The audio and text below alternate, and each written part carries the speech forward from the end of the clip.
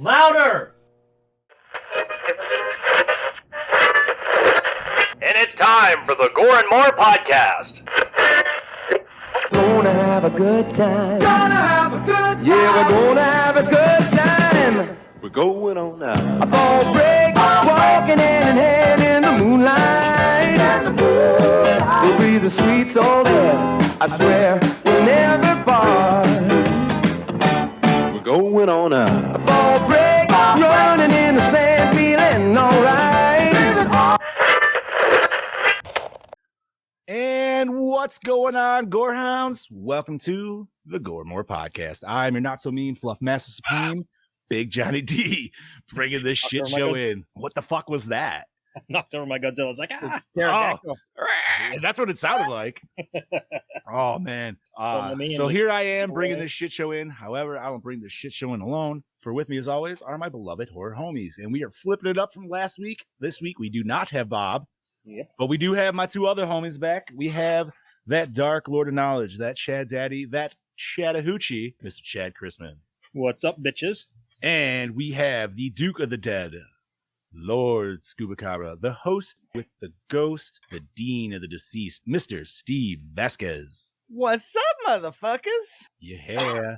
Today is August 28th, 2023. We are at the end of the fucking month, boys. That's crazy. Yep.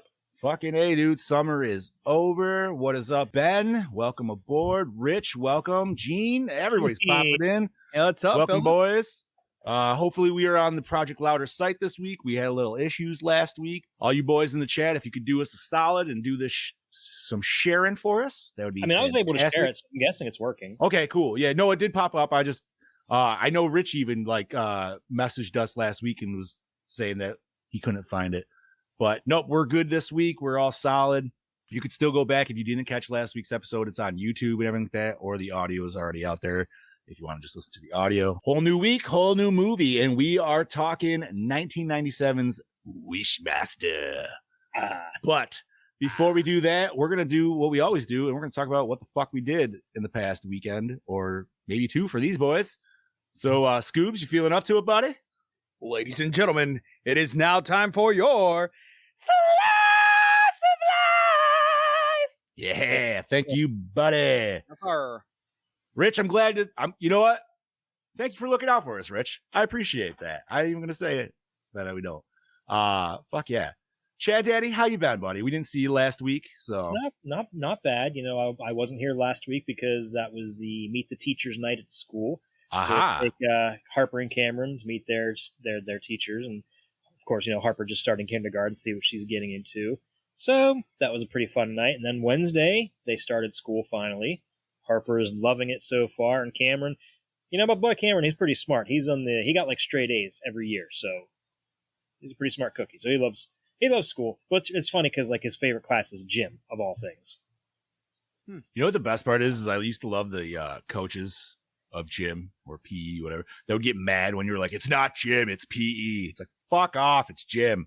Oh no, we always called it gym. We never called it PE. No, we had some snobby fucking gym teachers growing up that would always try to like make them sound like a little better. It's like, fuck off, dude. It's the same goddamn. Physical education. Yeah. Layman's term. It's gym. Fuck Gym off. class. Fuck No, off. you're in the gym. That's the. Oh my God. Nobody cares. Anyways. But aside from that, I didn't do a fucking thing. This weekend I just sat around the house. Yeah. Got some yard work done. Chill daddy. All right. Very chill. Like I said, I didn't do shit. We got groceries. No, that was the weekend before we went and got groceries. Just Steph went and got groceries. And Cameron started soccer, so he had to get new cleats because he's a little too big for his last year's cleats. So, yeah. What the hell else did I do? I literally did nothing. Like, I didn't watch any movies. I worked, and that was it. Hey, man. You know what? It's all right. Sometimes that happens where you're just noses to the grind, bro. And speaking of work, I'm comfortable telling you guys this now, but ever since I started, I am down 8 pounds. Hell yeah. Fuck yeah, bro. Congratulations. I'm dropping on For average you. 2 pounds a week. Yep. And Hell yeah. it's great, but now my fucking pants don't fit. Ah. I'm walking. Oh, damn. Down, so that, Oh, darn. I'm going to start wearing belts. Homie, you know what?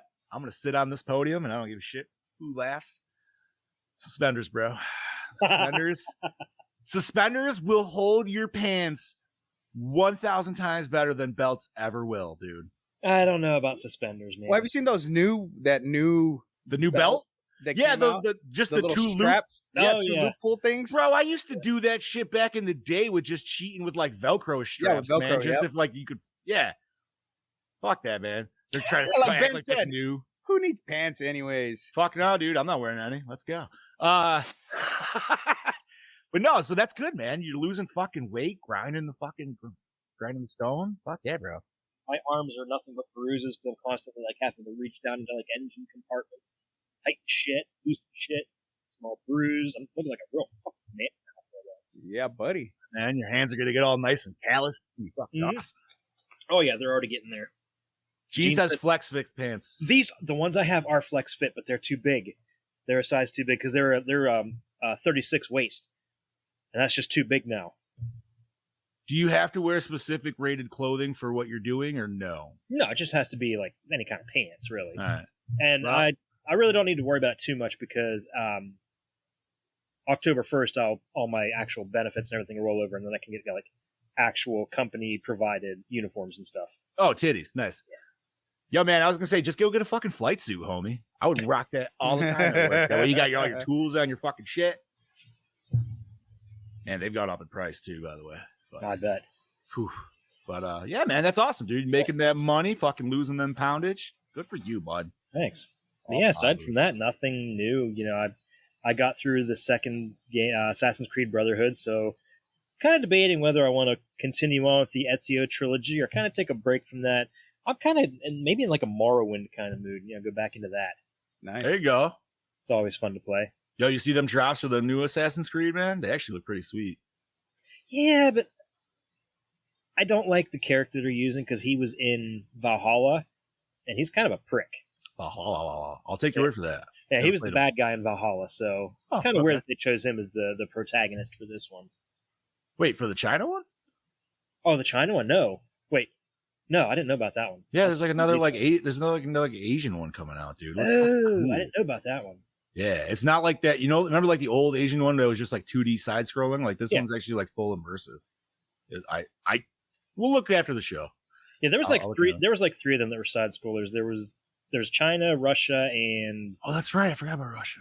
oh shit, there's another one. Was it France? Maybe. Titties. Yeah, Yeah. I never played them that deep, but Oh, I'm big time into Assassin's Creed. I love those games. I think the last one I played was Black Flag. yeah, I touched Black Flag just because I was like, ooh, sailing, and then I was like, Sea of Thieves instead. Fucking A, bro. Nice, man. Yeah, but that's it. Scuba Steve, how about you, buddy? Man, it has been a hell of a week. I worked my ass off, and then this past weekend, I mean, I wasn't here last Monday because we were preparing for a damn tropical storm that I had no idea was coming because I was sick the week before. I felt like you've literally found out 5 minutes before shit. Yeah, went exactly. down, It's bro. Like, the way exactly you what texted happened. us, and I was like, oh, dude, all right. I had no fucking idea that there was a tropical storm coming. Like zero, because I hadn't really been on social media either. I was in bed fucking dying. And Fair. so finally, when I find out, I'm like, what do y'all mean tropical storm? Like, yeah, it's going to be here tomorrow. And I'm like, oh shit. So tropical storm came. They didn't cancel work. They put us on a 2-hour delay. Mind you, the worst weather hit right at that 2-hour mark that we had to go into fucking work. So power went out at work. It was just a clusterfuck. It was fucking stupid. They should have just given us the day off. Didn't you say the roof collapsed? The roof did collapse in our cafeteria. Fuck, dude. Luckily, How bad? nobody was. It was just tiles fell down and some fucking okay. insulation. So it wasn't like the full cafeteria was just like, No, it was Just a like few. drop ceiling dropped. It was right? probably like a, I don't know, like a 12 by 12 section of cafeteria that fell. And then what I do this weekend, I didn't do much. I haven't really done much. I just worked. Didn't you do your food thing this weekend? We did do our food thing yesterday. Sell out again? We did sell out. Congrats. Awesome. We made chicken shawarma. Ooh, I've and, never had shawarma, bro. It's really good. Try it. It Try looked it. good, It's the picture. so damn good. Nowhere anywhere near me. I'd have to go to maybe Yeah. Rochester. Well, if you ever get the chance to try it, like and I didn't hear about it till the fucking end of Avengers, And I was like, I want to try that just because it sounded delicious. And it is. It's absolutely fucking amazing. So we did that. We did the plate sale just to kind of help, alleviate the pay loss that Mel and I both had to take while I was sick. Because I had to take time. I didn't have any PTO, so I had to take time off without pay. So, yeah, which sucked ass. So, Fucking A, bro. but yeah, that was it. What else did I do? That's really I've been playing the hell out of Mass Effect. I'm on the third game right now. I've just been I blew through the first two ones. And whenever I play a game like that, I have to do every single side mission before I do the story mode. That's why I never finished Harry Potter, man. Yeah. I kept getting distracted by fucking side quests. So I did all the side missions on part 1, commenced through the sides, through the main story, did whatever side missions popped up, then finished the story. Jumped on to 2. Did the same thing with 2, and now I'm on 3. I don't remember part 3.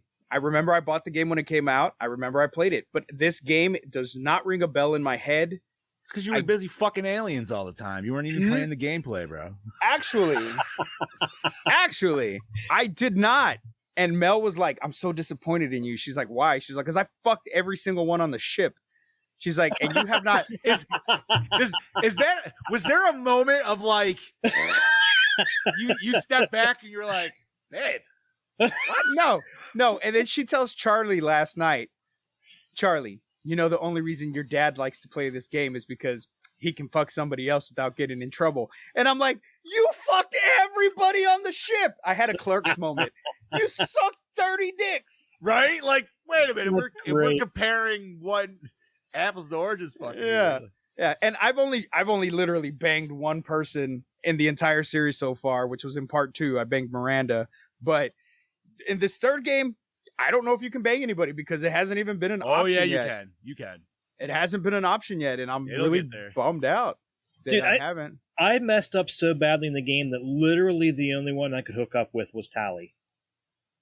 Well, that was weird. How did that work?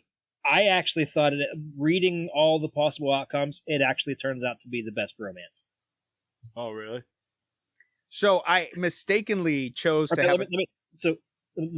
I'll just give a little bit. So when you romance Tally at the end, and he's saying goodbye, because he's going off to fight the Reapers or whatever, and he's saying goodbye to Tally, and they have a nice little moment, and she just tearfully says, "I just want more time." Dude, I fucking paused the game, walked out of the room, walked to the next room, and fucking bawled my eyes out.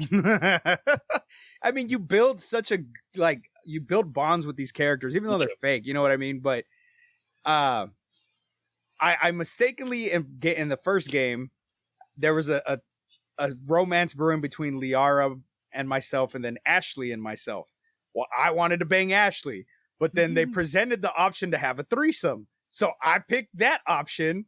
Ooh, that didn't end well, did it? And it did not end well. Ashley was like, "You can have him," and I was like, "I don't want to bang the blue alien. Her head looks weird."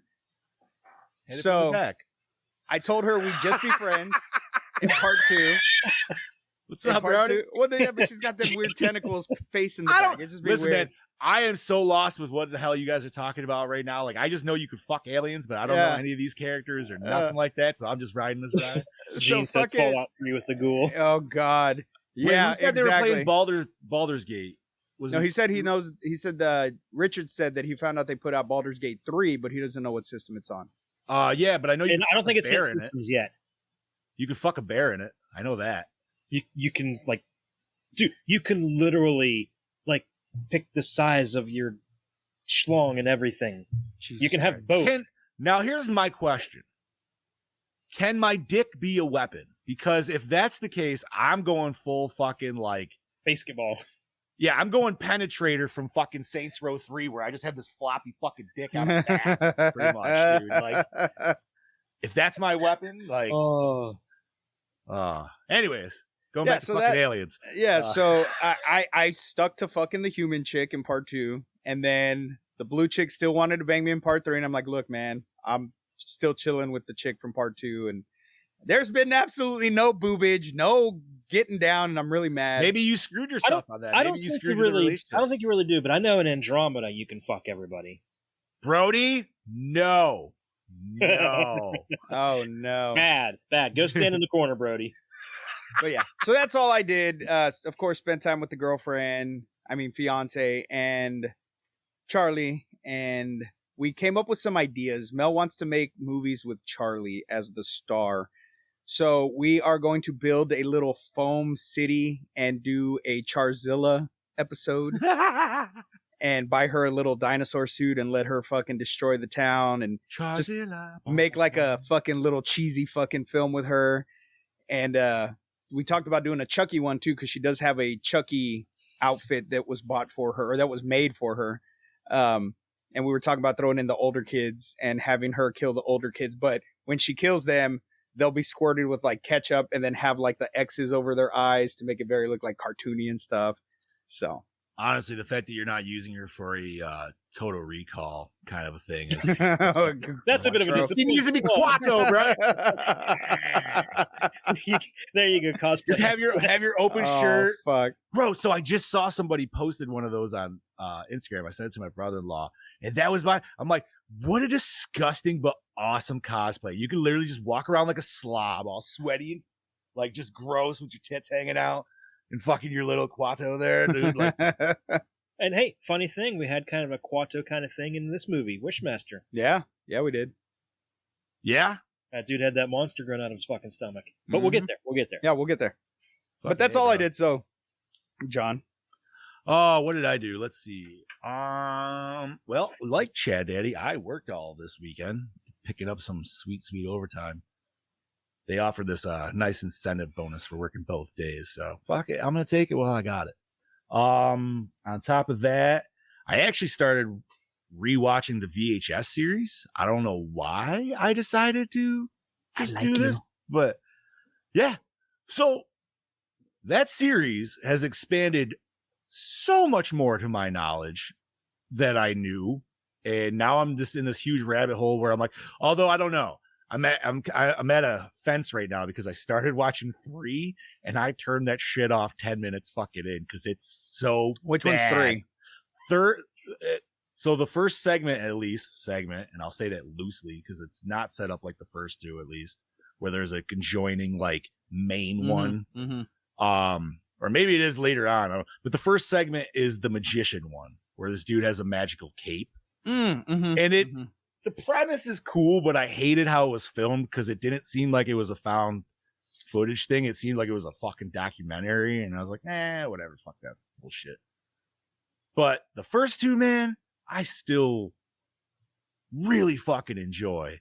And now Shudder's taking them over, and they've dropped 2, and they're about to drop a 3rd this fucking October. Oh, shit. So they've dropped 94, which apparently 94 is the best well-reviewed VHS out of any of them right now, which I was like, okay. Which is also cool because they brought back, I don't know if all of them, but some of the original directors from the very first one to make new skits for 94. Nice. And then that dropped 2022. And then this past April, 99 dropped. And then October, 85 drops. So, but then on top of that, dude, like Chad Daddy's mentioned before in earlier episodes, Kids on the Block is an offset from the Aliens segment from number 2. Well, there's a whole nother movie called Siren. That's a standalone From movie the of the Siren? succubus, dude. Yeah, which yeah. I was like, what the fuck, bro? Like, I need to see all this shit now. Yeah. But yeah, I don't know. I was feeling a good found footage movie, and I haven't watched those in a hot fucking minute. Well, if you ever want to watch a very shitty found footage movie that I believe is on Tubi, it's called Paranoia Tapes 5. Oh God. Give that a watch. Because I directed. Oh, you're in it? I'm in it. There's 2 segments that I'm in. I'm in the very first. Wait, Aliens. this is on Tubi as of right now? I believe it's on Tubi. I'm going to go. See, boy, I can't wait. Yeah. I'm looking this up right now. I'll put it on my list if this is the case. What's it called again? It's called Paranoia Tapes 5. So it's kind of like VHS where there's the main storyline and then the segments in between. So the main storyline, and then I do the first segment. I helped direct that one. I helped write that one. I created the alien in that movie, and I played the alien creature in that movie. And you only see me for a split second. But then later on, the fifth one, because I see two. Yes, Okay. it's the fifth one. Later on, I think it's the fourth or the fifth segment. It's me, Mel, and a friend of ours. Is it Jack Hunters? Is that what it's called? Yes, that's Jack what it Hunters. is. Alrighty. Yeah, and they're so bad. So on my bad. list, buddy. So the director for the second one, because I didn't direct it, I just acted in that one. And I created the creatures for that one as well. He was supposed to do all this shit in post and put bullet holes in the walls. And so there's a lot of shit that makes absolutely no fucking sense, because when he sent Jack the film, he didn't do none of the shit he was supposed to. No, Joe, trust me. This is not a shameless plug, because I don't want anybody to ever watch this movie. It's so fucking bad. Even though And I'm about to watch it. And you know what? I essentially play myself in these in the second segment. I play myself. I'm a Yeah, ghost but isn't hunter. that the best way to go, honestly, as Yeah. an actor, dude? Like, you could play different roles, and I'm not saying that some people, but like, I feel like if I was ever in the acting gig, I would want to be the person where they pull you in to play yourself. Look, the You know only what I reason mean I at was this in point? this, Like, I the don't give only a shit. reason I agreed to be part of that, I said I'll be in it, but I want to die, because I've always wanted to die. Well, in a yeah, fucking dude. horror Who does movie. it, man? Like, Oh, that's great. the Thanks for best part. spoiling it for us. No. I'm whatever. Spoiler alert, I fucking die, but it's fucking awesome. Now, Mel was not my girlfriend at the time that we did this. We were just fucking Yeah, friends. clearly this was. This was early. And I love my fiance. I fucking love her. But she cannot for the life of her act. She cannot for the life of her die. Like, it is so bad. I don't think I could too, man. I'd be cheesing the whole fucking time, bro. I Yeah. would just be sitting there all happy, like, Yeah. like, And I stop smiling. I'm like, I can't. hope she You'd doesn't be see dying like this. Paul Rubens in Buffy. That's what she Yes, fucking reminds literally, me like, of. Like, and the way she dies is so stupid. It's so fucking stupid. And I'm like, this makes absolutely no sense, but it's not my movie, so I don't give a shit. Whatever. Fair I enough. don't care. So, Darlene, to answer your question, we did have it, but we had some issues getting it on the Facebook page. So it was still on Scoob's Facebook page, and we had it on our YouTube and our Twitch. So last week's episode is out there. It was Bob and I. We covered The Nest. Don't watch it. Podcast? No, watch the podcast. Don't watch the podcast. Don't watch the movie. I'll save you some time on that.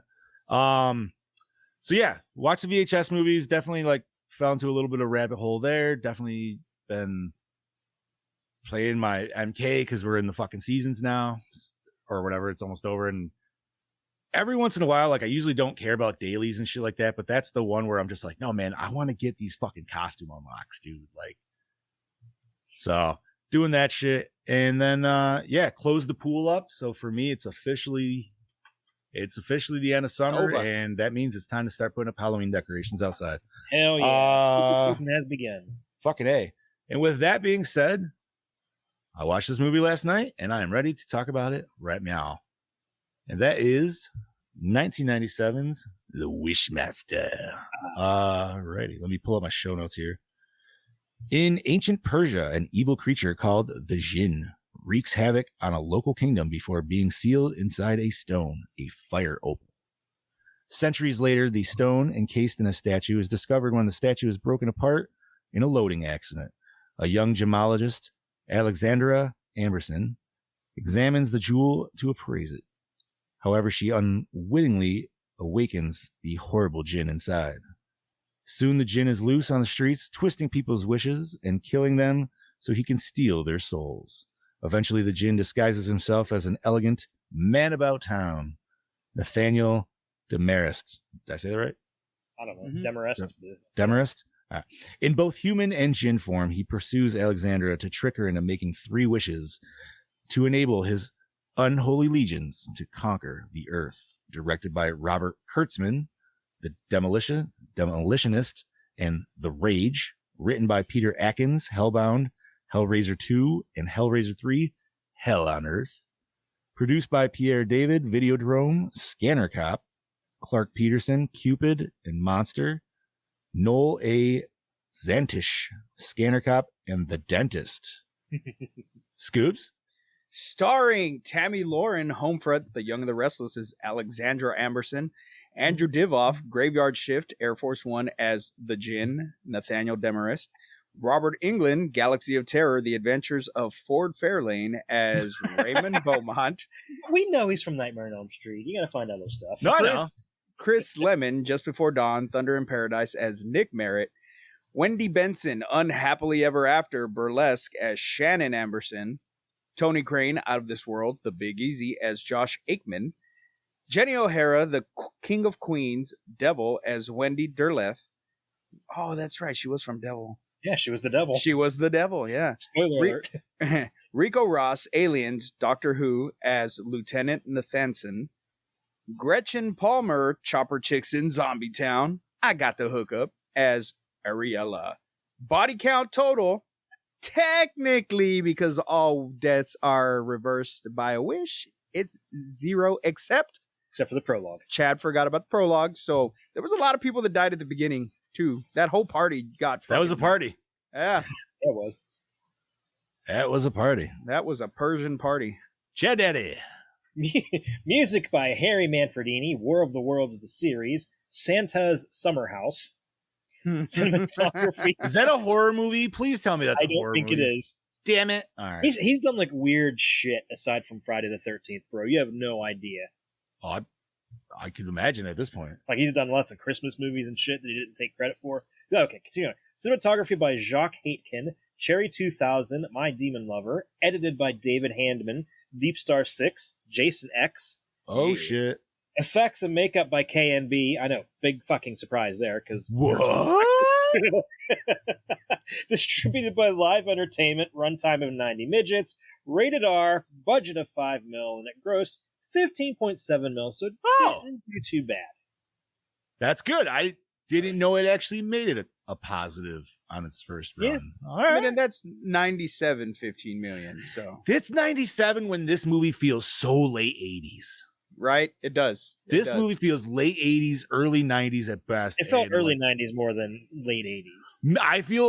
I only say early 90s because of how clean it looked, but just the premise and everything still feels late 80s to me. You know what I mean? Just where we can get away with a little bit more schlocky, because then there's the whole other flip side of 97, bro. You got Scream. You know what I mean? And now you're changing a whole nother fucking you're changing the landscape on a whole different basis at this point. Mm-hmm. Where this one's like still trying to do it. I give it credit where it's credit's due, man. It's a weird one. I always thought it was personally earlier in the 90s than when it came out. Yeah, I kind of thought that too. I thought it was more like 95 or something. I thought it was pre-Scream because, you know, slashers were starting to make a big comeback then. So it really had some tough competition. And then right, it had to be something different. And they tried to launch a franchise. They kind of did because they made 3 more. Well, I mean, 3 and 4 have to be post 2000 because the second one is 99. So that being said, man, I mean, this movie, even though it feels like it feels like a movie out of time in comparison to when it came out, but it's a fun fucking movie. It's a stupid movie, but it's a fun movie. Yeah. At least I think it's a fun movie. Maybe you boys disagree. No, I thought it was a fun movie, Yeah. and I always have. And like, you know, we said before, we haven't watched this in, 10 plus years. Was the last time that, easily. I can't tell you the last time that I watched this. It's been so damn long. But watching it, I wasn't bored. It wasn't something that I was like, hurry the fuck up, like hurry up and fucking end. But it also wasn't one where I was like excited to watch it. You know what I mean? Right. It felt still a little lackluster. It felt lackluster in the story department, but obviously in the effects department. Oh, they killed it on the costuming effects and everything. Right. That's to me why you're gonna watch this movie. Yeah. I mean, At his least- look alone when he transforms back into the Djinn after he Awesome. breaks out of the opal, like it looked so fucking gnarly. Like everything was just glistening on him, and it looked like See What's this big that? list. This is the kills that I could count. I'm not counting even all the people that were killed at the party because it just happened so fast. Yeah, that was so many, dude. It was not boring to watch. no, not at all. No, And everybody died in such cool ways. It wasn't just like, oh, let me rip their heart out, or I'm gonna knock their head off, or anything So- like that. Like, it was very creative. This movie to me, and this is how it felt, especially in that opening sequence, dude, which was awesome because what a great way to fucking pull you in. You're like, what the fuck's? I feel like this was like, so this was obviously the effects department, and they took everybody there and they were like, listen, guys, we're gonna give you guys your own project, but you get to do whatever you want to do with this and just see what we can, you know what I mean? And we'll fit it in the script regardless. Like, we'll get it in there. And that's why you got snake dudes and skeletons ripping out of guys. Hey, there's and a spider or something crawling across your camera. Mine? It's just crawling. Pya! Fuck you. We got fucking a dude's intestines that's literally turning into a dog eating somebody else. You know, when I saw the skeleton one, I laughed because I'm like, who the fuck? Like, if a skeleton's coming at me, a skeleton don't weigh shit. I'm throwing that bitch around. Like, yeah, but the skeleton was cool and then hilarious. Yeah, because it was cool when it ripped out, and then it did. And even my wife's like, she's like, "This is like Army of Darkness when it like snuck behind the dude." I know. I like, think Army of Darkness just completely put the final stamp on skeletons never being scary again. Let's get the hell out of here. It's my favorite line. Right? That is my favorite line. Ah, let's get the hell out of here. You know, those are just half puppets on sticks, and yeah, they were too. But no, man, like this, it's like the snake dude to me looked cool as fuck. And then there was that guy that was like turning into a tree or some shit. Like that was, like I said, like I feel like these guys were just like, yo, either come up with some new shit or they've already had shit just that's never worked for other movies. And they're like, yo, go around the entire effects department and just clean this shit up. Let's use it all. Like, fuck it, dude. And that's why we got like cool statue, like, yo, man, imagine using that being a cosplay is just one of those statue armors. Birdie asked if it was the same crew for Army of Darkness. Did KNB do Army of Darkness? I want to say they did. It's possible. I don't know off the top of because that would have only been like what, 3 or 4 years. 4 years. That was 93. Yeah, so it would have been 92. Sorry, 92. I don't fucking know. Big effects. I don't want to say it was. I don't know. I'll keep looking into that. But no, man, like, and there's so many areas of this movie, but just the first one alone, like I said, it just feels like it's just a combination of everybody's like talents for this movie. And that's what it's all about. Like, we want to showcase what this studio can do for solid effects. And obviously we got some cheesy, wonky, fucking early CGI kind of bullshit, which is whatever. But all the practicals are 100% in this movie. So according to what I could find online, there was 58 deaths in this movie. I can believe it. Really? Yeah. That's But I don't think they're counting the whole party at the beginning. Like, they're listing the ones that were like on screen, focused on. They didn't list the ones that were like in background. Ah, okay. So it says Army of Darkness was makeup and creature effects were handled by two different companies, Tony Gardner and his company Alterian. Okay. Huh. But you know what? Not wrong. The whole skeleton thing, that might have just been the nail in the coffin for that one. The only thing that my biggest complaint about this, which is kind of funny, is that the whole party scene at the end, or close to the end, was to me a complete ripoff of the nightclub scene from Hellraiser 3. But they're both written by the same guy. I haven't seen 3 in a long time. Where are we talking about? Like, what specific parts of it? Like, literally the whole party. I've only scene. seen the Hellraiser 3 one time with you guys, so it's still, you gotta recollect me a little bit. Well, it's when Pinhead walks into the nightclub and just basically does exactly what happens, what's in this scene. Almost shot for shot. Huh. And that's when he makes his new Cenobites. Maybe we need, okay, yeah, so that's when he makes like the CD guy and all that other shit. Yeah, and there's like a part where he's got the chains going through people and he's like going through and ripping faces off, and you see something exactly like this, but with piano wire in this. Yeah, man, but that piano wire shit was cool. I don't know. I just think Hellraiser 3 did it better, though. That's fair. See, like, to me, I I don't know enough of it to where like that affected me watching it. So, but now I kind of want to see a side by side of it. I bet it's out there on YouTube somewhere. But we're not going to post it. We're not going to go through that bullshit. Yeah, we're not getting in trouble for that. We might. We're not getting in trouble for that. Fuck Hey, all no, that. no. Come on. This isn't Bill Paxton's fucking cemetery. No, yeah, we don't need to do Does that that again. stuff. I mean, character wise, actors, they're all right. There's no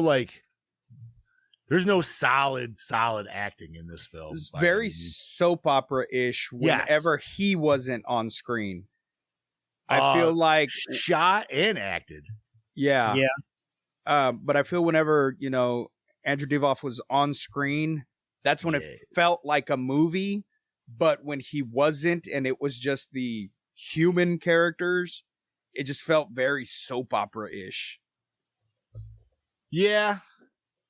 Like I said, man, like the second one's even worse with that feeling where it just feels like an episode of Goosebumps. See, and I wish Mel would jump in because I asked her to watch this because, of course, she's from Iran. That's Persia. That's where this movie at the beginning takes place. So I was like, hey, you should totally watch it. It's your people. Like, watch it.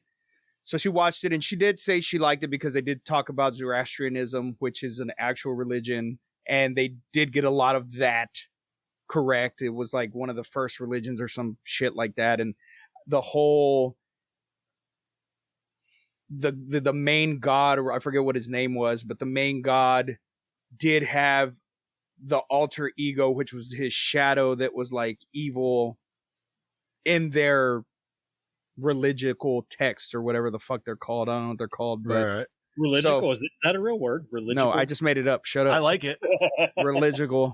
But so there was a lot of cool shit, you know what I mean? And I just like she said, she wished that they would have spoken in the native tongue at the beginning I can with agree with that. subtitles, which I feel that a lot of some movies, like you said, there's movies that don't do that, and it just kind of, not that it takes kills you out. the movie, but it takes you out.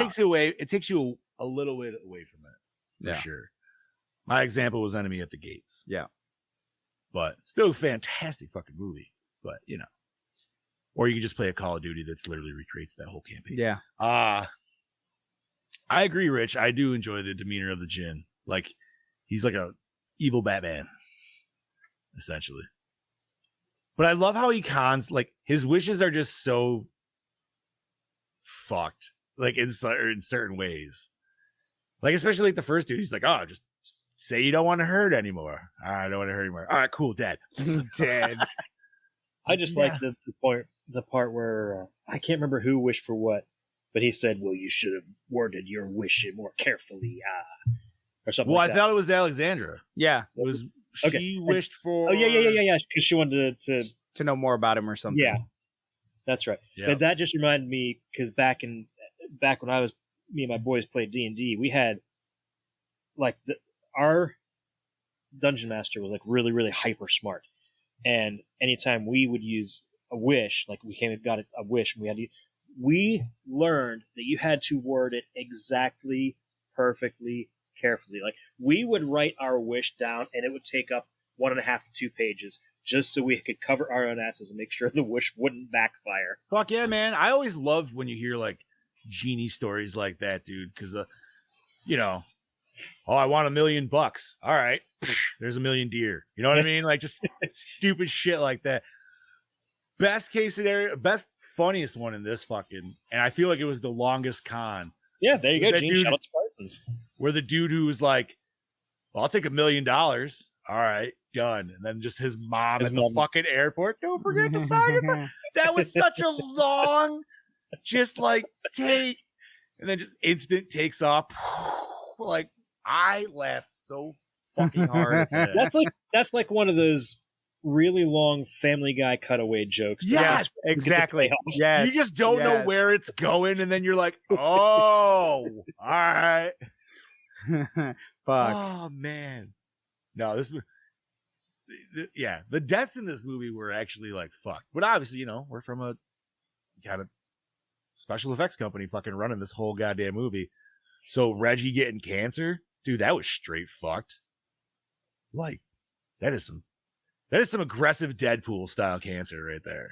You know what I mean? Like, that's all. The healing factor, yeah. Yeah, correct. Like that'd be if Deadpool didn't have a ceiling factor. That's what would happen. Have all that yellow or that fucking cum all over his mouth there. But anything else you boys want to add to this? I mean, like I said, I already mentioned that. My biggest complaint was that scene, and I'll get to that. Again when it comes to least favorite scene. Yeah, absolutely. I mean, it's still a good scene, but I just felt like it was too derivative of. And it's kind of hard to be derivative when it's your own work that you're plagiarizing. So I don't. That's I'm actually guessing, kind of funny too. Yeah, that is funny. Like, so I'm guessing it's kind of like hey, it worked here. Let's try and use it in something else too. Like I said, man, it worked for me. I mean, it's nothing like super memorable. I think like the opening scene is more memorable than that. Oh, it was definitely. But although Freddy, I say Freddy, but Robert Englund's death was gross and awesome, and I fucking loved it. Like he got his stomach and it turned into something. Yeah, dude, and then it was just like turned into this weird like thing that shot another tentacle out, and I don't know, it just looked cool because it was. That's like some Lovecraft shit right there. His death would have been one of the statues that fucking what's her name made in Beetlejuice. That's what. That's what his weird tentacle shit looked like. A little bit, but I feel like that. I just liked it because that was one where like. I feel like in his contract, he's like, I'm not wearing makeup or anything in this movie. So if you need me to do something, he's like, I'll sit up next to a prosthetic. So they just made it to where he just has to put his mouth against it and then just fucking do this. And I'm like, you know what? It still fucking works. But I mean, he killed Candyman. He killed Jason. He killed Reggie. He killed Freddy. Who had the best? I think Freddy might have had the best death. Well, I don't know. Reggie's was pretty fucking... Because, like, Candyman's, like... That was kind of dumb. How the fuck would he know? How would he know? He was stuck in that jam for so fucking long. How would he know who Houdini was? It's magic. That's why he can speak English right away and all this other shit. I mean, after they weren't speaking English in Persia anyway. He did it in 2.5 minutes. That's why he knows what this fucking... How to say, like, what... When shit hits the fan. That's why he knows that saying. You know what I mean? Like, he should have known that shit. I always like, though, like, when the way he speaks, and then every once in a while he'll just throw like a fuck in there, and it just sounds so different. You're like, wait, what? I'm just like, no, I'm just changing tone completely. It's like he stubbed his toe. Yeah, I was just like, nah. All right, let me. Well, if there's no other juicy nugs that we want to add while discussing, let me pull up what Brody's got to say here. So we don't have another video from Brody, unfortunately, because, well, our motherfucker's healing. And he's had a hell of a week. Obviously, he is here. You can type. Yeah, we love you, Brody. All right. All right. So this is All right. Let me pull up fucking. Where is it? I told him I would do the music. Was it Lounge? Yes. Let's see. Hope we found out the music changes it on us a little bit, so that's not the right one. Hold on. Dead air. There we go. All right. So let's put our thing in. It says, sorry lads, I couldn't do my proper review this week as my voice is still fucked. But I know Big Johnny will do justice and read this out to you in an Aussie accent. I don't know how I'm going to be able to fucking do this. Right. I really admire this film to not only do something different, but create such an iconic horror villain, but to really go hard on the practical effects and use the iconic horror cameos to make it even more enjoyable and memorable film for me. Cunts. So bad. I don't know how to do it. I muted my mic because I knew I was going to be laughing too much, but my God. Keep going. My face hurts. Oh my God. Oh. Right. All right. Fuck. I can't do it, dude. There's so much lore behind the character like this, and it's a shame that the sequels don't expand much upon it. But fuck those sequels. With this film, I love the creature design of the Jinn Andrew Divoff as the Djinn is simply fantastic. See, I know I'm going something. I don't even know what the fuck I'm doing now at this point. Right. I gotta find it again. I gotta fucking find that. I Like, gotta say, when you said Vegemite. upon it, Vegemite. when you said upon it, it sounded like a southern accent. Yeah, you went southern there for a bit. that's what I'm saying. Like, I feel like I'm mixing the vibe here, and then there's somehow an English in there. You gotta warm up before Vegemite, koala, Vegemite, koala. You know what? I gotta think of Kano's Didgeridoo. lines from fucking Didgeridoo. Did you settle for me sausage? All right. There you go. Me sausage. All right. Where the fuck was I? Jesus Christ. All right. Simply fantastic to unfold and create the creativity behind the violence and brutal. See, I can't lose that, dude. Brutally beautiful and over. Nope. I love seeing Kurtzman's version come to life.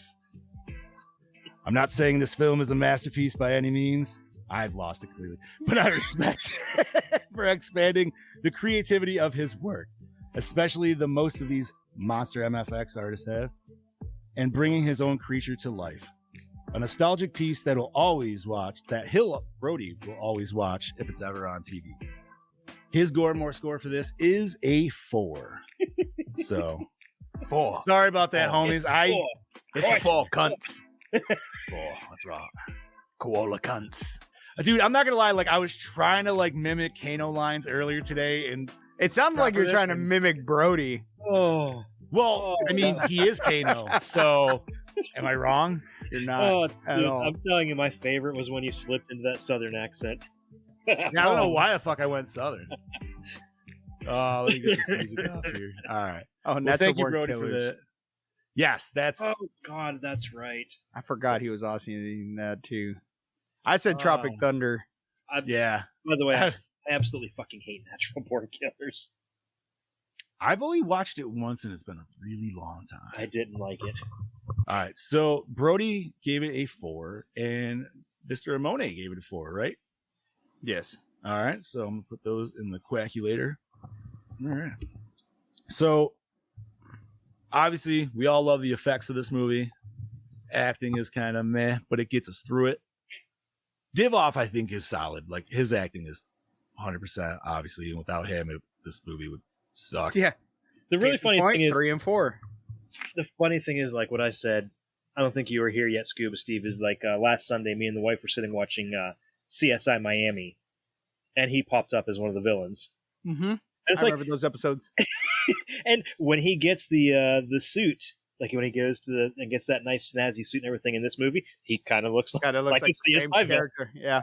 That's awesome. Fucking A, man. All right. Well, I guess if that's all we got for discussion, Chad Daddy, I guess we can spread them cheeks and see what we got behind the curtains. I got a little bit. You know, there really wasn't much to be had. You know, a little bit more than last week. I'm sorry, I couldn't find shit for the nest. Bro, I didn't expect you to find shit for the nest. So you're good. Actually, you know what's funny enough is when I was reading that shit out and all the stuff that happened with production of the nest, even Brody said, he's like, yo, production sounded better than this whole fucking movie. So don't worry about it. You did a solid, man. Cockroaches escaping and everything. Yeah, bro. And the fact that they were like, it. So what confused me is they said they had specific cockroaches, but then there was also an excerpt that said they went out and just fucking found cockroaches. I'm guessing it was probably both. They probably didn't have enough cockroaches. And then Or the studio they- got infested after the fact for years to come. Like, that's fucking hilarious. We did this shitty movie, and now we have to keep dealing with it with these fucking cockroaches. Oh god. Okay, so first thing I want to talk about is all the cameos that are in the movie. Fucking right, man. We got cameos out the ass. Okay, so obviously, you know, we've got Reggie Bannister, Tony Todd, Kane Hodder, Ted Raimi. Yeah, I forgot about Ted Raimi. Getting squished. Did you guys notice Tom Savini? No. Where? In the pharmacy, he was the guy that was checking on Reggie. You just see Oh, him- no shit. What? I'm sitting there watching, like, wait, I was feel that like they Tom didn't really Savini? show him that much. I'm like, I didn't think. I thought, you know, probably not him, but yeah, here in the credits, yeah. Well, what the fuck? The guy that's the homeless man, George Buckflower. He's been in like a ton of things. He always seems to play like a homeless guy. Yeah. Yeah, that dude definitely he was looks the familiar. The homeless guy in Back to the Future. He was. That's why it looked familiar. Vern Troyer.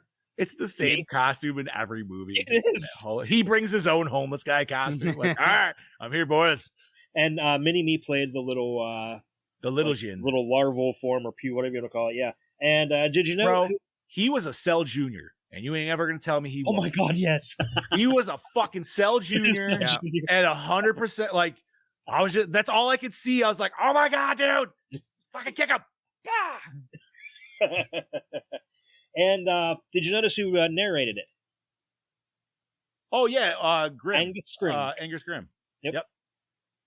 And also, technically, another cameo. One of the statues in Raymond Beaumont's room. Zuzu. Yep. Yeah. Pazuzu, yeah.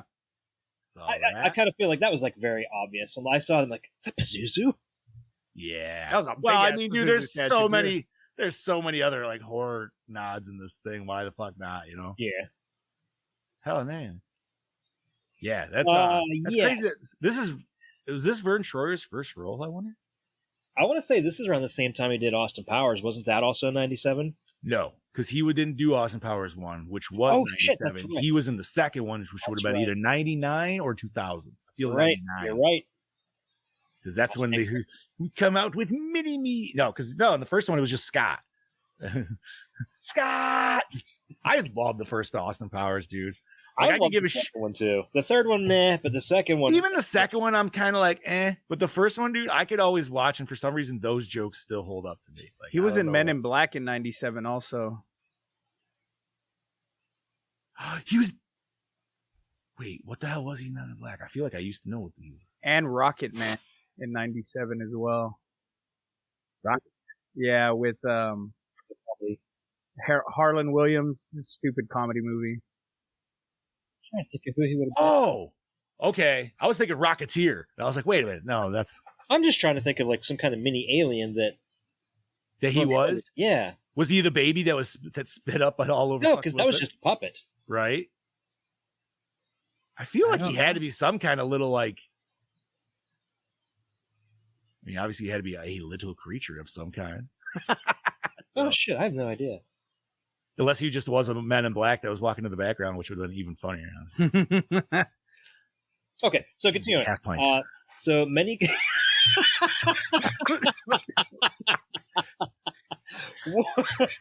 Agent Half Pint. Wow. Sorry. We are going to have an army of midgets protesting. Hey, little people. Little people. Yo, man, they fight themselves on that word. So half of them don't like it. Half of them, they're like, yeah, I don't give a shit. That's what I am. So fuck it. There's nothing derogatory about midget. I know, dude, but there's some fucking offended white woman there that says it is. Fucking John Mulaney has a whole bit on the word midget in one of his comedy specials. It's fucking hilarious. He I love Mulaney. He's great. he played the alien son of a creature when they're at MIB headquarters. Like when they first walk in, there's Oh, a so it's like in giant, the background. yeah, Yeah. it looks like an uncircumcised cock on the head. Nice. It's Is it- gross. Is it the thing where he like thinks it's like a mole or something? Then like Yeah. it's the kid. Okay. Yeah. Yep. I know exactly what that is. All right. Anyways, what else we got? That was a fun little sidebar. Many Yeah, crew right, members, Men in Black. including director Robert Kurtzman, had small roles in the film, sometimes appearing in different scenes as different characters. That's always awesome, honestly. Especially if you don't even notice it. It's almost, but sometimes it's funny when you do. Characters named Finney, Beaumont, Derleth, and Merritt are all references to early 20th century science fictional horror writers Jack Finney, Charles Beaumont, August Derleth, and Abraham Merritt. I have no clue who any of them are. I've never heard of them. Got me, buddy. But I will take your word for that. Brody says, watch the movie Tiptoes with Gary Oldman playing a midget. It's hilarious. Oh my god, I've I've heard somebody seen- talk about that. I've seen TikToks about it. Maybe I will. I got pride for a month. Somebody said there's literally in some of the scenes you can see Gary Oldman just walking around on his knees. That's the best. That's the fucking best, dude. Remind me when I'll remind myself to tell y'all about Mel's movie, because I don't want to say it on here so nobody steals the idea. She has a movie that she wrote, and it's fucking hilarious, and it has to do with midgets. I'm in. I'm sold. She All right. literally was like, anytime she sees somebody little, she's like, give me your name and number because I'm going to make this movie happen and I need you in this movie. It's fucking embarrassing. I could imagine.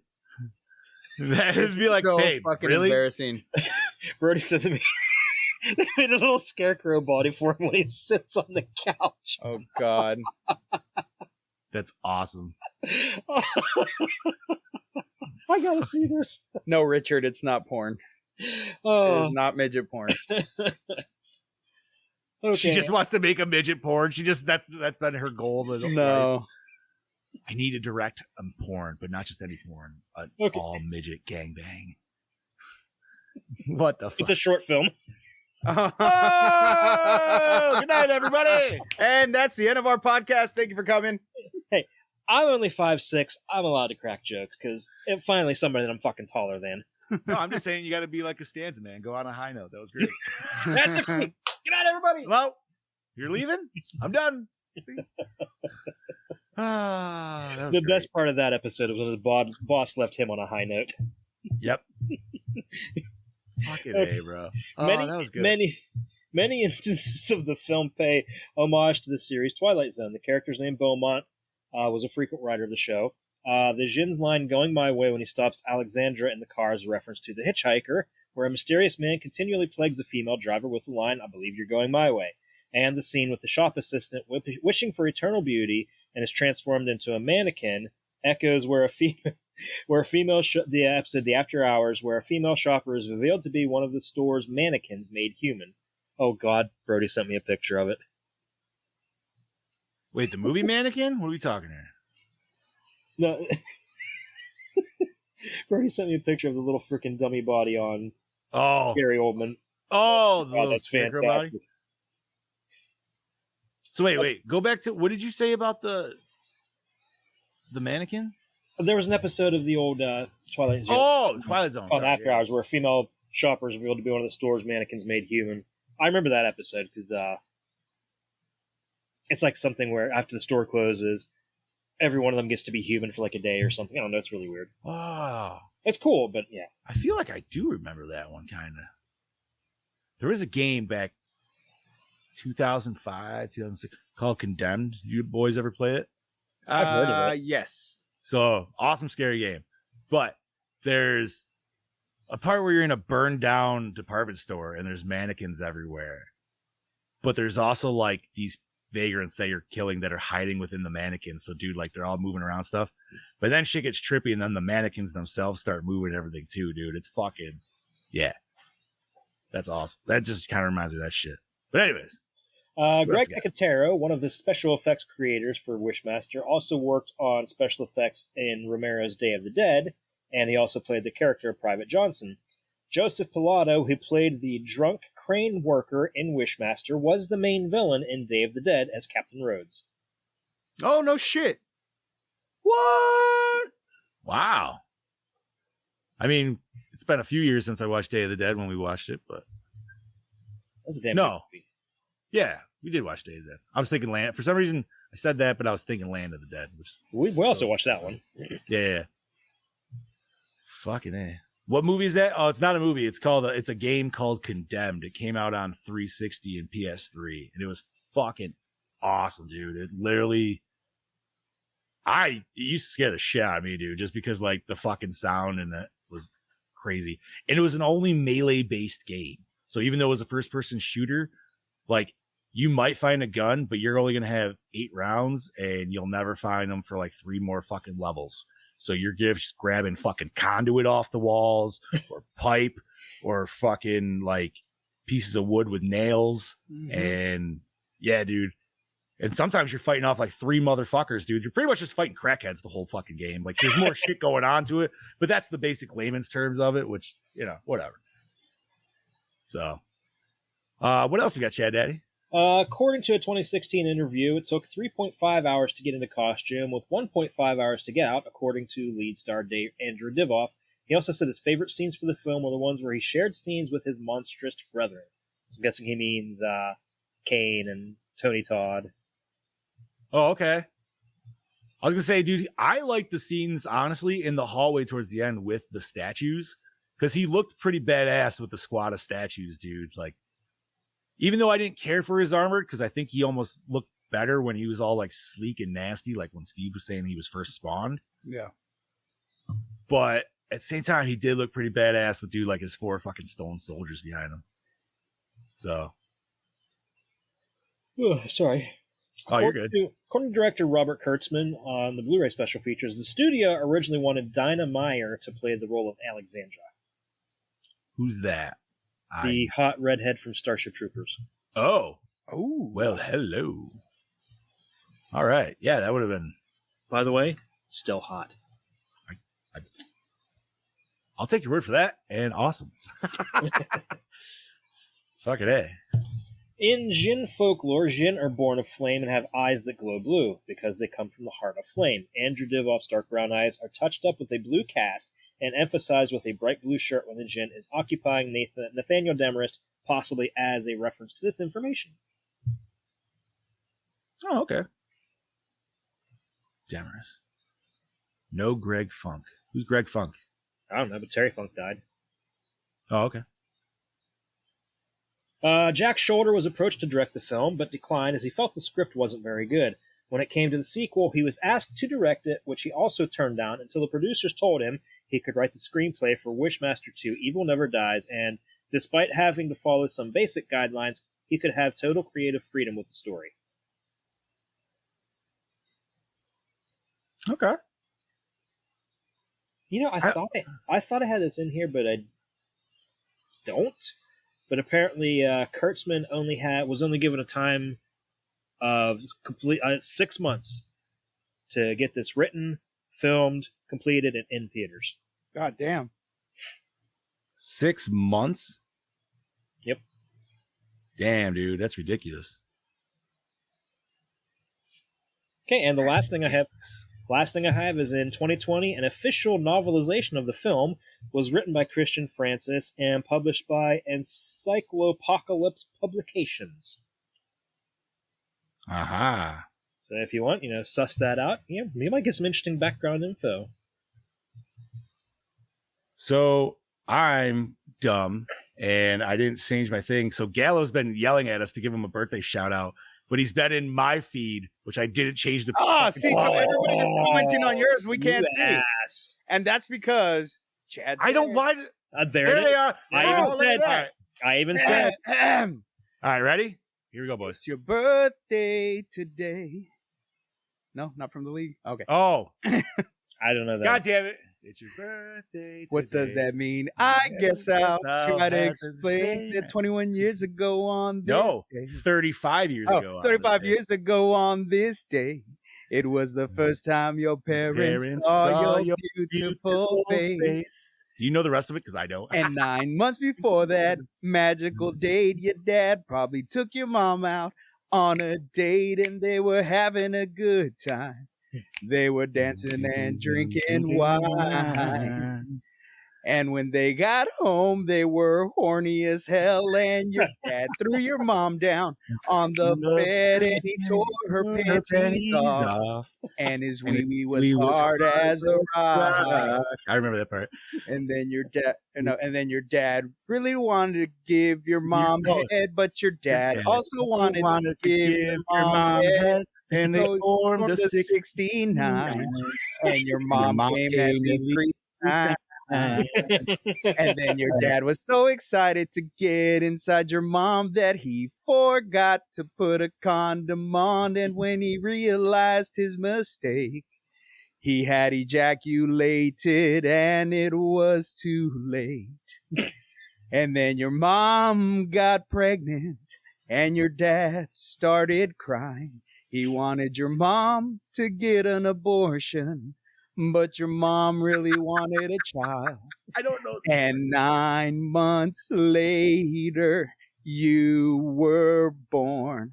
And 5 months later, your parents got a divorce. Happy birthday, Joe. Happy birthday. Happy birthday, Joe. I didn't know it went that much longer. I've only seen it. There's a whole. Yes, it's on YouTube. There's a whole. Because on the show they cut it off right after the whole. It's on his album 3 times, and then So I was like, all right, I know all that part. No, so anytime it's anybody's That was birthday at the bar, fantastic, by the way, bro. thank you. Anytime it's anybody's birthday at the bar for the since I've seen that fucking episode of the league, I've played it for people's birthday at the bar, and everybody's always like, "What the fuck?" No, dude, Taco is the fucking league is so good up to like season 5. Then season 6, it starts to just get meh. But Oh, look, the Persian's here. Hi, honey. oh, what's up, Bill? But fuck yeah, dude. Happy birthday, Mr. Gallo. Happy birthday, Joe. Sweet 35. I was trying to make you younger than you actually were, No, but that's all right. you know, No, John ruins everything. we don't. I do. That's what I do. That's my job. We were done with the show or the behind the scenes, Chad Daddy. Alrighty, thank you for that. Let me go back to my show notes now that I've cleared up the fucking comment section. Ah, shit! I just closed the wrong thing. Oh Jesus Christ. maybe pasties. All right, boys, what format did you watch this on? Tubi. Also Tubi. Even though I have physical DVD, I was like, I want to watch it in nice clarity. I gotta say, man, Tubi is my go-to fucking Yes, it is. I pay for a couple stream things and I still go to Tubi over those. Yep. Regardless, dude. It's One of the teachers at school today goes, "Hey, Vasquez, what's a good horror movie on Netflix?" And I said, "Don't waste your time. Go to Tubi. There's nothing good on Netflix." I had a debate with somebody on Facebook the other day because somebody was in a horror site. They were asking like, what's a good horror stream thing? So obviously everybody's like, Shudder. And I'm like, fuck yeah, dude. I'm like, Shudder is good because it's mainly Tubi. I'm like, or mainly horror. But one do you want? I'm like, just go Tubi, bro. It's free. And there's so much horror on it. There's good horror. There's schlocky horror. There's fun. Like, Dude, I always have everything trouble in finding between. anything. I had so much trouble finding anything good on Shudder. That's why I got rid of it. Dude, that was how I felt. Like, I feel like there was way less that I was actually interested in, and just all this other shit that I'm like, If you want some really cool, obscure 70s shit, Shudder's probably for you. I don't have enough time to watch that much horror to where I can even get into that level. You know what I mean? Like, Yeah. so no, unfortunately not. But Tubi, yes. Tubi is the poor man's fucking horror channel for sure. We gotta get I feel like we gotta get a fucking ad spot for them or something, dude. We fucking shout them out so much, dude. We just need to get Tubi t-shirts made and just wear that every episode. Yo, imagine if that's how it is. Like we shout them out so much we can actually just get Gore N More to stream on Tubi. Oh, that'd be fucking great. That'd be killer. It'd be fucking insane. All right, douche of the film. Robert It's Englund. kind of Robert Englund. Is he? Yeah, he was very douchey. Yeah. He didn't even care that people He died. didn't care that Ted Raimi got crushed by that fucking crate. I mean, would you though? It's Ted You're like, Raimi. It was his fucking partner. Yeah. He wasn't that much of a partner though, dude. Like, I don't know. He didn't even know what was in the box. He was like, what I did don't think he was his Yeah. partner. I think he was his assistant, like his Yeah. That's what I'm just saying. Like he was just kind of like secretary, a, basically. I don't know, It's man. too Like, easy to say the djinn. It's too easy. Yeah. Because that's he's his an nature. evil creature. That's their nature. I don't know. You know what? I'm gonna go with the first Persian king because he just completely fucked his court. All right. That's fair. More so, I feel than Robert Englund. Like Robert Englund didn't seem like he was just trying to like fuck his people. I don't know. Spartans should have just came and kicked him. Maybe it's just Robert Englund, dude. Maybe he just seemed like he was too debonair for me to say that he was the douche. You know, that Sparta kick is in so many different Assassin's Creed games. Oh, the boof. And I fucking love it. Any chance I get, I will Spartan kick somebody off of something and kill them. And I just laugh, and my wife just thinks I'm weird. Why? It's fucking hilarious, man. That's just because you want to do that to people in real life, but you can't. You know what, though? It's funny because I have like literally the smallest amount of Greek in me, like literally like 2%. And I'm always telling Mel, my people kicked your people's ass. She's like, you're not even Spartan. Shut the fuck up. I'm like, it doesn't matter. My Hey, people, I will Spartan kick you out this fucking kitchen. Do you have any Irish in you? I do. Damn it. Say I do. I was going to say, do you want some? Irish and Scottish. I am a mutt, boys. If I were to Yeah, show you you my are. Ancestry.com, I am a fucking mutt. I say I'm Mexican, but I'm really not by genetics. Maybe mostly. I'm Mexican raised. There you go. It counts. It counts. Mm-hmm. Just the foreskin. Per gene. That's the only Greek part. All right. I'm just a cunt. Favorite kill. Ooh. There's a lot of them. I'm gonna have to consult my list. I might have to consult your list. I didn't like Kane Hodder's. His seemed bullshit. There was the one Persian guy that got turned to stone and put in the wall. Yeah. The skeleton getting ripped out of his body. Dope. That was pretty sweet. I didn't really count too many of the others in the Persian party because you didn't really see them die. Yeah, they weren't dying. They were just like changing and shit or getting turned into stuff. Ted Raimi getting crushed by the crate. That was fucked. Dorky Josh, the lab explosion. Oh, you know what? Reggie, cancer. Ooh, Reggie's cancer was pretty gross.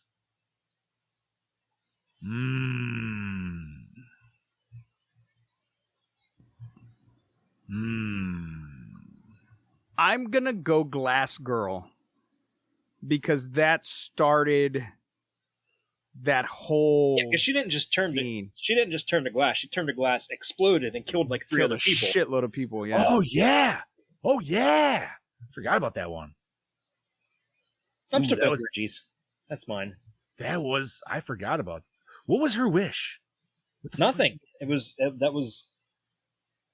that was after Robert Englund. Yeah. Fucking wanted to spice up the party. Yeah. Did she say anything though, or she didn't say anything? She just started turning into glass.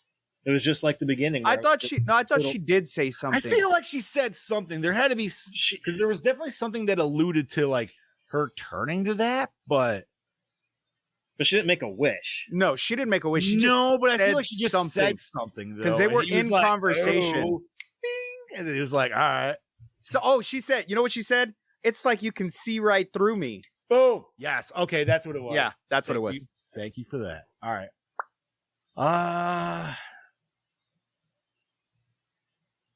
Man, Reggie's was pretty fucked. I'm gonna go Reggie's too. Gross. All right. Best scene? The intro. Bro, intro. Oh, the opening scene. Hands down. The shit was awesome, man. Just so many special effects right off the bat. We got Steve. Best scene? Yeah.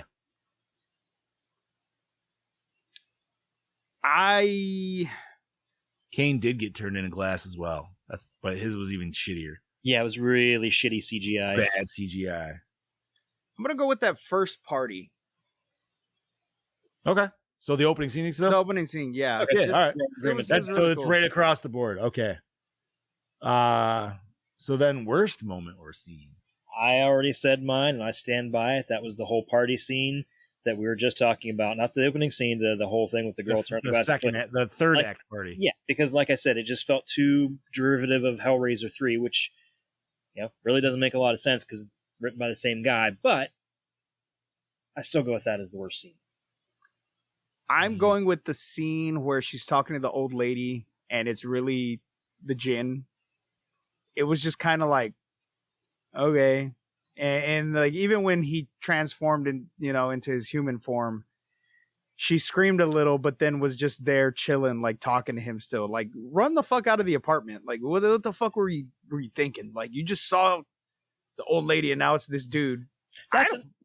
That's one thing I feel like I need to bring up because this was mentioned in like the goofs section on IMDb and I didn't pick up on it, but now that I'm thinking about it, it's really bothered me. It's like she can see every fucking death. But she didn't see that one. Yeah. True. Yeah, I don't know. That also, she used a wish and like he didn't fuck with her with using that wish. She wished to go home without him there. And she did. And there wasn't any like recourse for it. Well, it's kind of hard. It was pretty straightforward what she said. And then yeah, her final wish was a banger too. Well, she fucked him over. Speaking of fucking, dude, the Jin had a full sex dungeon going on in his gem there. Yeah, he did. Fucking people getting whipped in chains. And That was some Hellraiser shit whipped in right there. chains and handcuffs. Make a little booty up. All right, what we got? Did the opening scene? Yes. We already know that. That's Obviously. do we even have to say? No. Most attractive character. The sister. The sister, All right. yeah. The sister in her first scene and that mid-90s makeup, dude. Yeah. Mm. Agreed. Give me that shit. Bring it back. She had that fucking big poofy updo with like the really dark fucking like lipstick, and She had almost a Peg Bundy thing going on. it works, man. I don't care. Oh, yeah. I like it. Hey, Peg Bundy was hot. I don't care. I'll stand Fucking by right, it. dude. I will die on that hill. She might have been lazy, but she was hot. Oh, Peg, do we gotta? All right. Did the score set the mood? Yeah, it's Manfredini. I love his work. Absolutely. Okay. Best song? Did we... The Motorhead song. There was a Motorhead song we played on the end credits. Okay, I'll go with that. Yeah, same. Yeah. Because I didn't watch the end credits. No, I did not. I turned that shit off right. I was ready for bed. Favorite character? The Jin. Yeah, dude. Yeah. Obviously, actually, I'm gonna say the Jin more even in human form. More specific, actually. I very liked him suave. I liked him in his fucking Jin form. Like, No, I did. I mean, he was dope in both, but I liked him in Yeah. his suave fucking. Like he just didn't give a shit. That dude was dressed to the nines. Fucking right. Okay, so was it scary? Nah. No. I don't think. I don't even think this was intended to be scary. Like sit in the horror realm, sure, but it was, to me, this is just the whole movie just to show off practical effects. Yeah, because Yeah. nobody's going to be sitting there through the beginning scene and be like, skeleton, I don't think it's scary, but I think, even though it's rated R, there's really not anything in it that's wouldn't be a PG-13 today. It's a very light R. I think this is one of those movies that would be a good introduction to horror would scare a younger person, but that's Maybe. really not that scary. Because Yeah. other than the effects and the gore and stuff, like it's really not scary, but to somebody younger, it I could feel be. like the very first episode of Are You Afraid of the Dark was scarier than this, dude. Yeah, definitely. That little girl in the mirror. Fuck that Mhm. shit. We all remember. I remember. I watched Fucking it. A, man. I watched still it. remember that first episode of Snick, bro. Like, I watched I it on. swear that gets brought up at least once a month. I was gonna say I watched it not too long ago. hell yeah. Wait, just in general? Yeah. Probably.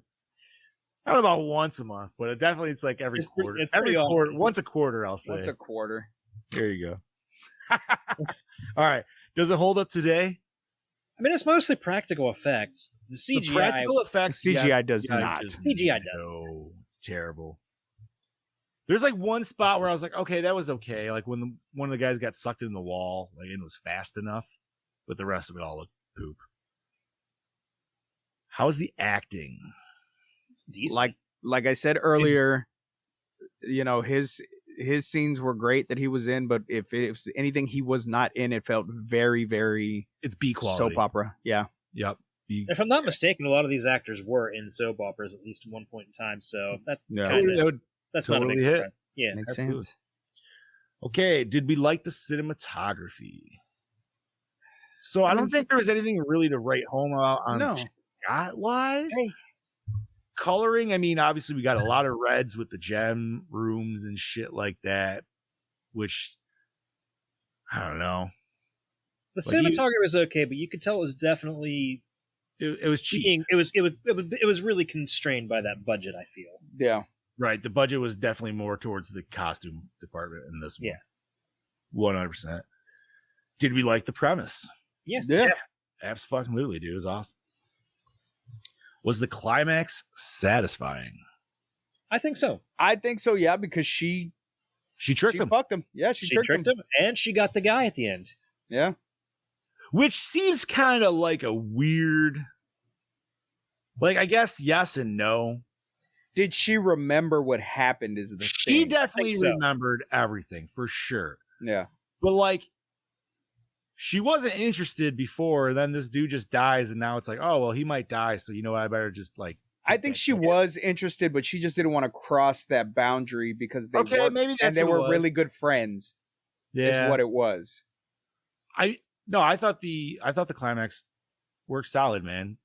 Jin was been fucking with her this whole movie, saying she'll never outsmart him and anything like that, and it even had payback to her one basketball scene in the very beginning, which could seem very confusing of why we would even have this, but the whole talk about stillness and everything, so allowed her to defeat the Jin. So yeah, I'm gonna say 100%. Right on. Recycle, rewind, remake, or reboot. Honestly, I even say maybe remake / reboot this bitch, dude. I would remake, but but my stipulation is it still has to remain a heavily practical effect movie. That's what it was intended to be, and that's what it needs to stay. I'm not saying you can't add new, better CGI into some shit. You know what I mean? For sure. But dude, with the practical effects even now that we have in comparison, holy shit. I would remake it, throw a little bit more story into the opening of the movie. I'd say actually throw in the whole movie. The whole movie yeah. was a period piece. Well, actually, and then throw in the actual language that they speak. And then if it did come into now times, I would like to see it centered around somebody of Iranian descent. Somebody that actually would have a tie with somebody from that country. And I feel like it would make more sense to have, a Persian actually in this fucking movie that has to deal with a Persian fucking demon. Yeah, but is the Jinn just a Persian demon? Because I didn't think I thought just a Jinn was just an evil genie, essentially. So the fact that it just happened to be in Persian because Persia's the old world, like that's what I. Well, they're demons, right? Essentially, but I just didn't think it was just a specific Persian thing. No, they are. Is it? Well, all that Middle Eastern area, all right. They all have different, basically the same but different versions of the Jinn. Fair enough. Alrighty, boys, let's rate this bitch. Brody and Bobby both gave us a 4. Scoobs, what you got, homie? 4. 4. All right. Chad Daddy? I'll go 3.7. 3.7. And let's see. Way better than a 3 because effects-wise are fucking awesome. Story's kind of meh. And camera work is also a little... I'm going to go with 3.5 for myself. That's what I was originally going to give it, but I went a little bit higher.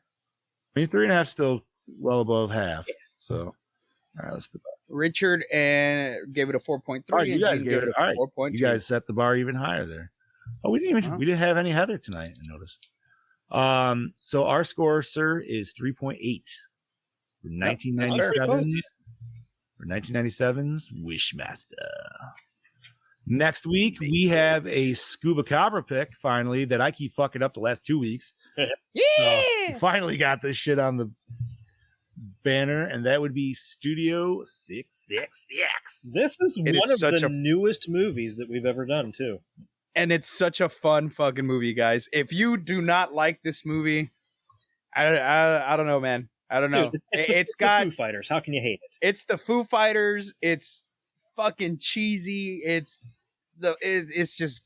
great. It's a great, fun fucking flick. I heard the one dude, Pat, in it. I heard he's like super smiley. Dude, he's so great. I heard he's like super so smiley, great. and I'm just like, when I heard that, I'm like, I feel like that's how I would be if I tried to act in a movie. Like, I just feel like, they're like, stop being happy, dude. I'm like, I can't help it. That's like what we were just talking about earlier. Right. So, yeah, let's see. Studio 666, you can watch that on YouTube, Google, Apple, Redbox. It looks like it's for rent everywhere. Not streaming for free, though. So, but hell yeah, dude. Studio 666 for next fucking week. I'm excited. Yeah, buddy. Don't mind me. I'm just looking to see if there's anything good. Nerd news-wise? Yeah. I got nerd news. I mean, I'm sure everybody's already heard. Those of you that watch WWE know that we lost 2 wrestlers this past week. We lost Terry Funk. Then the following day, we lost Bray Wyatt, which I feel was more impactful than... Who's Terry Funk? Terry Funk was old. Who Terry Funk is. Terry Funk was... I mean, he was like the originator of hardcore wrestling. Him and Mick Foley had some of the best hardcore matches back in the day. I almost want to say I almost could have sworn back in like the 80s that like Terry Funk and I want to say Cowboy Bob Orton teamed up a lot. Yeah. Yep. Yeah. So he had, he had been around for a long time. Then the following day we lost Bray Wyatt. He was only 36 years That's old. huge. So they just came out and said that he had issues, complications. Right? He had heart issues. He caught COVID back in March, I believe, and it made the heart condition worse. They gave him some kind of device that he was supposed to wear to help regulate his heart rate. Went to go lay down to take a nap. The device was in the car, and he was found unresponsive in the bed, and he fucking died. Fucking dude's younger than me, man. That's ridiculous. Yeah. And it's crazy, man. Like a lot of people are like, oh, you didn't even know the guy. Why are you taking it so hard? I do this whole, it's not even backyard wrestling anymore because now we have access to a ring and shit. So I do this whole wrestling thing, and my character was based off of that, portions of Bray Wyatt and portions of Jason Voorhees and, just my own love for horror. That's kind of who I based this character, Lord Draven, off of. And so losing somebody, especially that young man, I mean, and he was so fucking talented, and he was a nice person. There's a lot of these wrestlers that you meet, and they're just fucking dickbags. And, his real name was Wyndham Rotunda. He was just one of the nicest people, man. He would go out and go interact with the fans and take pictures with people. He never told anybody no. Like, he was a genuine person, and it's a huge loss for the wrestling world. Mike Rotunda's son?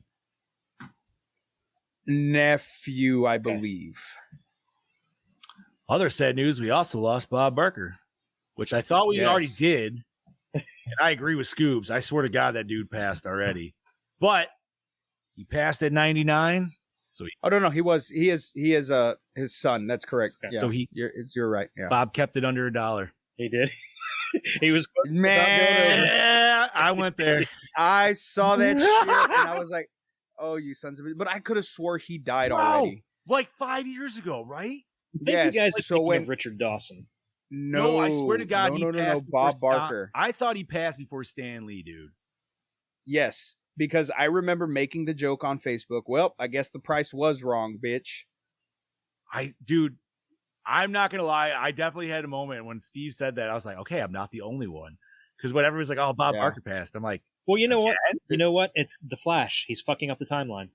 This is not my universe, guys. This is not my universe. Barry's fucking up the multiverse again. What's quick? By the way, check the spelling of Berenstein Bears right now. Where are we at? It's back to Berenstein Bears. Damn it! All right. But by the way, speaking of the Flash, that just dropped on Max last week. That's able to stream now. Mm-hmm. Dude, Max went up fucking price, man. I might not hold on to it much longer. I don't know. Dude, that is why I dropped mine to the very basic version of Max. I can't believe, dude, streaming's just getting so fucking stupid. I don't pay for Max. So my ex-wife's mother has cable. Okay. And when you have Spectrum cable, you get Max for free. So I just created my own account using her credentials. So I get Max for free. There you go. No, I mean, that's one of the ones I pay for, and I do. It's probably got the most movie wise I like on it for especially newer shit. But dude, it's got everything from Adult Swim too. But it's getting dude, it's going over $200 a fucking year, and it's for what? Go fuck off, dude. It's getting ridiculous. Dude, I was getting ready to get rid of my fucking Hulu, and then I walk in the other day, and my daughter and son are both asking for the login for it. I'm like, God damn it, now I'm going to have to keep the Hulu. See, the only reason I have Hulu is because I traded with my sister because I have Disney, she has Hulu, so we traded off, and then there's another one so literally I only pay for Disney and Max, but it's just everybody's like, oh, you don't have all the other stuff? And I'm like, I don't have fucking time to watch this shit, dude, so no. I think the only one I pay for is Prime and Disney. Those are the only two that I pay for. I'm sorry, I have most of them, but I have the very basic $7 packages for all of them. Yeah, nah. But you know what, Gene? Thank you. Let's talk fucking Rebel Moon, dude. Because you know Oh, what? You mean Snyder Star Wars? Ugh. Snyder's Star Wars, dude. And you know what? I'm not a Snyder blowhard, but I will I'll say check it out. the problem is I don't have fucking Netflix. I'm like, damn it, dude. Now I gotta get either Netflix or borrow somebody else's. Yeah, Steph keeps using Netflix, so I can't get rid of that. But I think it's almost better, and maybe I can't judge on this because obviously I'm a late Star Wars guy, but it's probably better that Snyder did his own. And I know he wanted to originally do a hard R Star Wars, and Disney was like, no. So maybe it's just better off that he made his own whole universe anyways. Well, what he wanted to do initially was he wanted to do a Star Wars movie that had nothing to do with any of the characters we had ever seen before. Yeah. And they were still like, no, go fuck yourself. They were like, nope. So he did it anyways. And they have laser swords. Bro! They're fucking lightsabers. I don't give a shit what you say. They're fiery lightsabers. That's what exactly they are. They look dope. I just feel like this. I don't know, man. Snyder's got his style, and I like it sometimes, and then other times I'm just like, okay, I get it. Like I don't care. So we'll see. You know the Snyder zombies are gonna eat it up anyway. Oh, bro, there's gonna be blowhards fucking left and right. But I'm interested to see, like, is it gonna cause a divide for like Star Wars people? Where like half of Star Wars people are gonna like it, and the other half are gonna be like, this is fucking crap because it literally copies, blah blah blah blah blah. Like, I mean, every community can be toxic, regardless. So we all know that. Star Wars. Talking to you, Trekkies. Oh no, Star Wars is worse. I think Star Wars is probably the every most community toxic I've dipped a toe in has all had bullshit people, and it's all like the same bullshit, but it's just about that subject, which is fucking stupid. Dude, you'd be surprised. Friday the 13th, like any cosplay community, any Transformers has a very toxic fan base because I'm in a couple of the G1 groups on Facebook. Oh boy, I could imagine. The G1 groups are the worst. You can't talk about the Bay films. You can't talk about G2. You can't. You even bring up Beast Wars, they'll ban you from the group. Bro, I would come in and be like, yo, man, Armada was the fucking shit and the best one on. Fuck you, slave. Huh, that's funny. Let's see, what else we got, nerdy? I thought there was something else. I did see that Ghostbuster posters have started popping up in theaters. However, the film did get pushed back. So, which, we all knew that was going to happen. I think it would have happened even without the strike. Of course it would have, dude. It did. I mean, COVID fucked the first one over, but there's always going to be reshoots and re-edits and shit like that, dude. They're not going to just drop it right out. I don't even think they had time to get the effects finished. Thank you. I'm glad you said that because I feel the same way. It would have been either that or it would have been rushed as fuck and it would have looked like shit. Oh, the Godzilla vs. Kong sequel got pushed back another month. So it'll be April now instead of March. Ooh, my birthday. So, I mean, it was pretty much finished before the strike, so that's not a big deal. I think this is all just finishing. We did talk about last week the Apple shots from the new Godzilla show coming out. Oh yeah. Look pretty sweet. I'm intrigued. Is that tying into the it's supposed to, cinematic universe? Yeah, the shots from what it's supposed to be is the bridge scene from 2014. Yeah, it takes place immediately after 2014, and some of it is like flashback to the 50s, yes. when they first. I wonder if they're going to retcon some stuff from the movies, or everything is just going to be able to still like work completely with it. I don't know. Either way, I'm excited because we get fucking chaos from Rampage in this one, or Primal Rage, I should say. At least that's what I think it is. He's an orangutan, isn't he? Something like that. Yeah. He's orange. That's all we know. So I'm saying, dude, if everyone remembers Primal Rage, that was chaos, and he could throw fucking fart bombs. It's really cool. It's really cool because, like, the description of the other, I can't remember the name of the other monster that they have used that they're talking about that is rumored in this movie. But he has there's another fourth rumored one. Yeah, he has like ice powers, and supposedly he created the original Ice Age to stop King Ghidorah. And the description, just make him a big Sasquatch. Well, this fucking giant Sasquatch. The description of him fits the original description that I read about for Godzilla versus Space Godzilla that was back in an old like Electronic Gaming Monthly or GamePro magazine years and years ago. This would have been back in like '93 when Space Godzilla came out. Okay. Like the original description was like he looks just like Godzilla, but he's pure white and has like and he shoots like ice out of his mouth instead of so their description was based on like a really, really early version of the script. So I'm thinking that's kind of what they adapted into this guy.